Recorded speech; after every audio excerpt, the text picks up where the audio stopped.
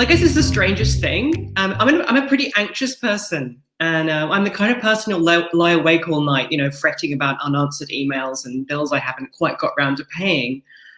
But it's a really strange thing. Every time in my life I've actually been in real personal danger, this sort of state of extreme implacable calm kind of descends upon me. It sort of kicks in without me having any control over it at all. So, I've had guns pointed at me. I've nearly drowned a few times. I once nearly skidded an SUV off on black ice, nearly over the edge of a precipice in Idaho, all those times. And each time this happened, time kind of slowed and my thought processes got kind of compressed and I got really logical and there didn't seem any time or reason to freak out at all. It was very weird. And I guess that's what you might call nerves of steel. But I don't feel triumphant about those times because it didn't seem to have anything to do with me, what happened. It just happened like that.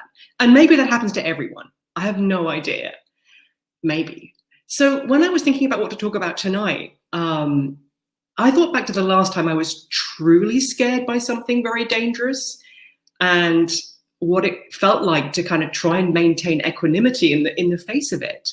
And it was 5 years ago and I was on assignment. I love that phrase. I come from a family of journalists. All of them were like, you're going to be a journalist when you grow up. And I'm like, I'm never going to be a journalist. And there I was writing for the New York Times Magazine, which I adore. But anyway, so I'm on this assignment on an expedition with a bunch of space scientists testing ways of looking for life on Mars. We weren't in Mars, obviously. We were in the high deserts of Chile, although some part of me still kind of believes that we did actually go to Mars because it was extraordinary. I mean, some of the things that I saw there still haunt my dreams. A copper-colored lake littered with skulls, cow skulls, don't worry. Another stretch of kind of turquoise water surrounded by acres of glittering gypsum blades. And there were these sands that shone with points of fierce light, sort of minerals glittering like stars had fallen to earth. And things only got weirder as we climbed higher. We got into some quite high altitudes. And the science was amazing. So I watched people test drills and lasers and calibrate the robotic eyes of future Mars rovers. And they deployed drones and they sort of took samples of UV-resistant bacteria and they took samples and data sets and spectral signals. It was incredibly cool space science. I felt I was really in with this cool crowd. But I'm thinking of this time that we drove the trucks in convoy about a month into the expedition to this new site about 15,000 feet above sea level. And it was like a sort of spaceship flight from Earth. So I'm sort of going to the present tense. If you sort of think far below, there's this sort of soft haze and greenery. And then up here, it's kind of brutal. And it's this sort of wide expense of coppery desert, altiplano it's called, full of these sharp clumps of golden grass. They look like kind of bristling fiber optic cables. And it's really beautiful, bleak country. It's like nowhere I've ever been. And then on this drive in this minibus with the trucks, I start to notice these big boulders and they're littering the landscape around us. And they're a long way from any kind of outcrops. In fact, there seems no reason for them to be there at all. And they're angular and they're kind of black with shadow and in the hard light. And some of them are kind of like truck-sized. And I feel this little flicker of disquiet. And I lean across to the expedition leader, this woman called Natalie Cabral, incredible woman, head of the SETI Institute. And I say, are these boulders? And she grins and she says, yes, this volcano. And she points to this pyramid shape on the horizon. She goes, yeah, this volcano is sending pyroclastic flow to the stratosphere. And she seems inordinately delighted by this. And I realized that all these enormous rocks around us have been thrown there by explosive volcanic eruptions. They look like wrecked cars littering the landscape. It's like something from Mad Max. And my lips start to tingle, and it's not just altitude. And this sort of hard light just slams down. And then as we keep climbing and turning, Natalie points out this volcano called Simba. It's the one we're all meant to climb at the end of the expedition. There's a crater lake up there full of these incredible bacteria that have evolved something like sunscreen to protect themselves from this fierce UV light. And we're going to take samples. She goes, there it is. Look at it. Look at it. And that's when I feel this rush of dread because everyone wants me to climb this volcano. And I don't want to. I really don't want to. It's not that it's going to be bloody hard work and really grueling to get up there. It's that I've always had a terror of volcanoes. So it started when I was really small, and I watched this episode of Tarzan on TV, the old Johnny Weissmuller one, when he was sort of running across and these cracks broke out in the ground and sort of smoke and flames came out of them, and this volcano appeared in this Tarzan episode. And I'm sure the effects were terrible. I mean, even then, I think I recognized that these were potted plants, house plants dotted around, around their feet. But my God, the nightmares that those scenes caused me. I used to dream of all the familiar places in my childhood, like my backyard or the car park at my school, suffering the same fate. There'd be these cracks appear, and suddenly there'd be steam and lava, and it would be completely unstoppable, and there'd be no way to prevent it obliterating everything.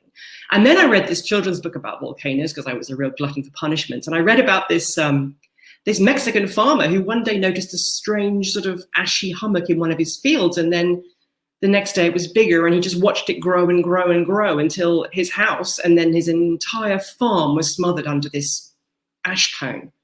And it was stories like that were my perpetual terror. And, I look back on it now and I think, was this repressed childhood anger? I don't know, maybe, but it was also me wrestling with this nascent sense of mortality, sort of powerlessness, and the sense that we all eventually will be extinct. I got pretty obsessed, actually. And I kept thinking about all these childhood horrors. And I kept thinking, here I am in this minibus. Shit, they want me to climb a volcano.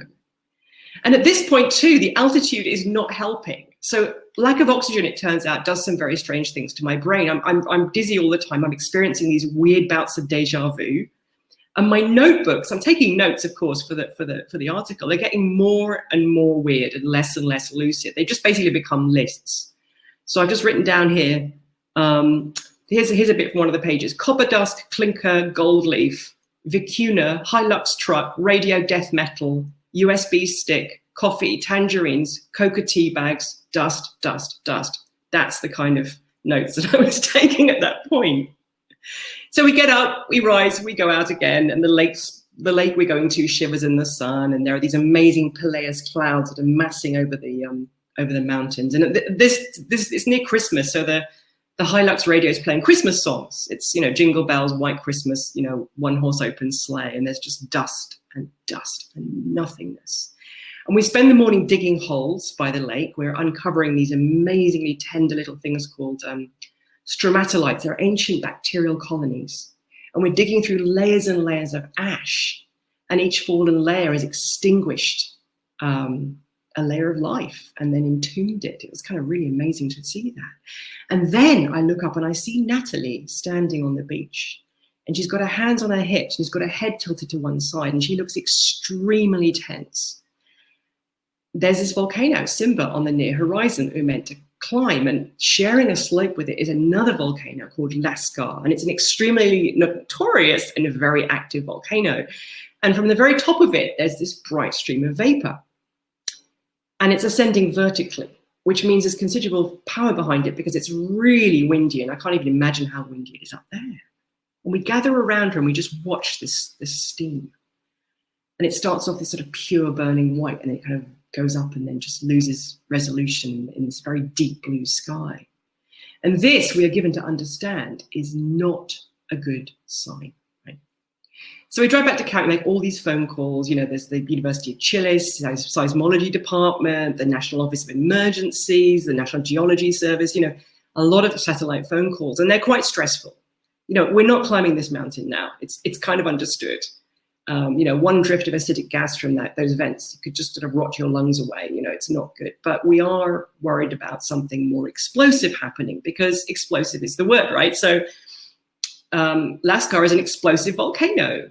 It's a stratovolcano, like Mount St. Helens. So what happens is the gas gets trapped in this sort of stiff magma, and then the pressure rises and rises until, boom. And when it goes up, a volcano like this can send rocks up to 12 miles in the air. It can, we're talking, 100,000 tons a second of material being sort of pushed up into the stratosphere.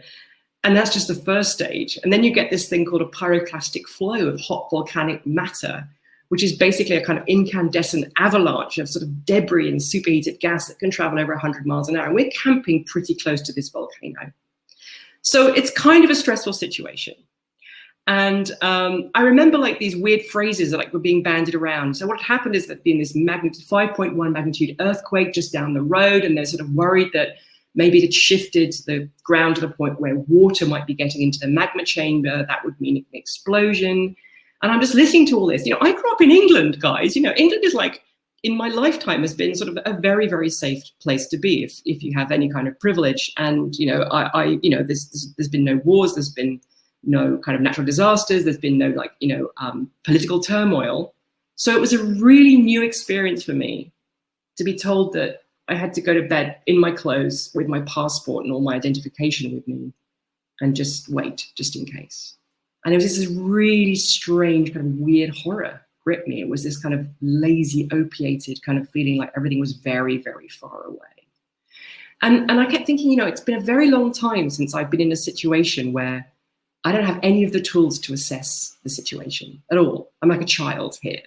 And I go back to my tent, I sit in my tent. I don't want to see anyone. I'm kind of quite antisocial at this point. And I look through all photographs of home on my phone, feeling quite sorry for myself and numb.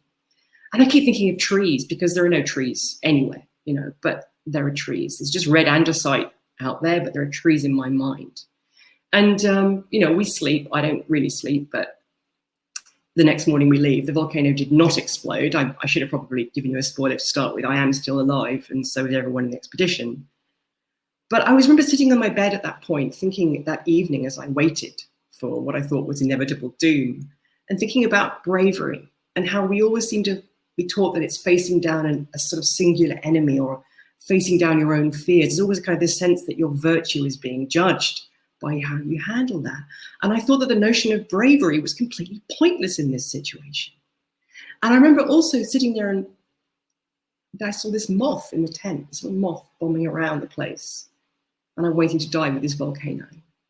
And all this moth has to do, because the tent flap is open, it just has to turn around and fly out, but it doesn't manage to find the way. And eventually it sort of disappears. And normally I try and rescue it, but I just was like, no, you know. And then suddenly I feel this brush on my wrist and I realize that the moth has found me. And it's just bumbled its way onto my hand.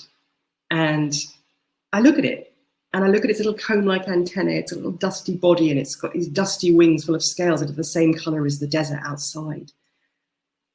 And my heart suddenly feels everything at once.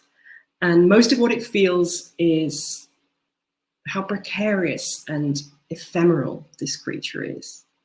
It's like a little, because of this, and despite this, it's so precious. It's like the scrap of life is the most precious thing I've ever seen in my life.